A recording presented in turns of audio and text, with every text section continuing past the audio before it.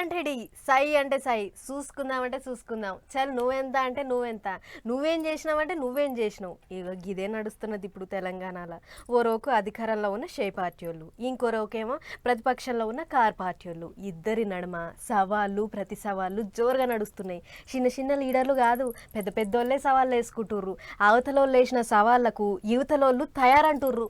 సై అంటే సై, డి అంటే డి అన్నట్టే నడుస్తున్నాయి తెలంగాణలో రాజకీయాలు. సై అంటే సవాళ్ళు, డి అంటే తొడలు కొట్టుడు. సవాళ్లకు ప్రతి సవాల్ లేసుడే, వేసిన సవాళ్లకు సై అనుడే. ఎహై ఎక్కడిది, కాల్ పార్టీ వాళ్లకు అధికారంలో ఉన్న చెయ్యి పార్టీ వాళ్లకు నడుమ పొట్టు పొట్టు నడుస్తుంది ఇప్పుడు తెలంగాణలో పంచాది. ఇప్పుడు సవాళ్ళ రాజకీయమే నడుస్తుంది తెలంగాణలో. నిన్న ఎల్బీ స్టేడియంలో పెట్టిన మీటింగ్ లో మాట్లాడుకుంటే సీఎం సార్ గీతీలు సవాళ్ళు వేసిండు ప్రతిపక్ష పోళ్లకు. ఇవాళ నేను సవాలు విసురుతున్న కిషన్ రెడ్డికి, కేసీఆర్ కు, నరేంద్ర మోడీకి, మొదటి సంవత్సరంలో మా ప్రభుత్వ ఉద్యోగాలలో 60,000 నియామకాలు చేపట్టింది. మీకు దమ్ముంటే, ధైర్యం ఉంటే, చిత్తశుద్ధి ఉంటే మీరు సవాలు విసిరండి. 60,000 మందిని ఇదే ఎల్బీ స్టేడియంలో తెచ్చి తలలు మొత్తం లెక్క పెట్టిస్తా.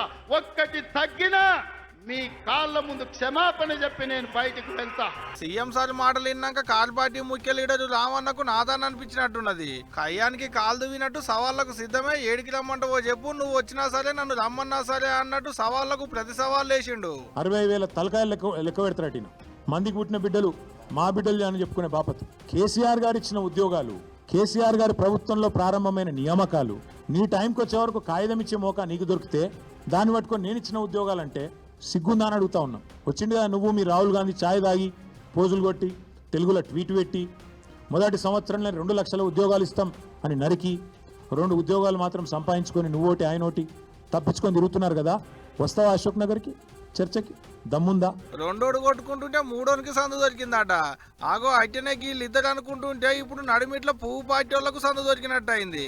మేము కూడా సవాళ్లకు సిద్ధమే, మేమేమన్నా తక్కువ ఉన్నామా అన్నట్టు పువ్వు పార్టీ కొత్త పెప్పర్ రామచంద్రరావు సార్ మాట్లాడుకొచ్చిండు. ఈ యూరియా సంబంధించినటువంటి ఏదైతే కొరత అని చెప్తా ఉన్నారో, మీ ఇప్పటికే 2 లక్షల టన్నులు ఎక్కువ యూరియా ఇచ్చినటువంటి విషయాన్ని ఈరోజు మీ ద్వారా మేము ప్రజలకు చెప్తా ఉన్నాను.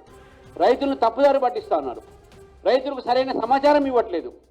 దీనిపైన మీరు చర్చకు సిద్ధం అంటే భారతీయ జనతా పార్టీ దీనిపైన చర్చకు సిద్ధం ఉంది. సరేనా బాబు, నేను కూడా రిజైన్ చేస్తా, మీరు రేవంత్ రెడ్డి గారు రిజైన్ చేయమని చెప్పి బీసీ సీఎం చెప్పండి. ఇట్లా కుర్చీలకు ఎక్కిండో లేదో అప్పుడే సవాల్ వేసిండు అధికార పార్టీ వాళ్లకు. గట్టి ఇప్పుడు రాష్ట్రంలో 3 ముక్కలాట అన్నట్టే నడుస్తుంది రాజకీయం. ఇప్పుడు ఇదంతా చూస్తుంటే సర్పంచ్ ఓట్లు రంజు మీద నడిచేటట్టుంది అనుకుంటున్నారట రాష్ట్ర పబ్లిక్. చూడాలి ఇక ఏమైతుందో అనేది. కానీ లీడర్లు అయితే అస్సలు తగ్గుతలేరబ్బా. సవాళ్లకు ప్రతి సవాళ్లతోని పొయ్యి మీద పెట్టిన కుండల నీళ్లు ఉడికినట్టే కుత కుత కుత అని ఉడుకుతుంది తెలంగాణలో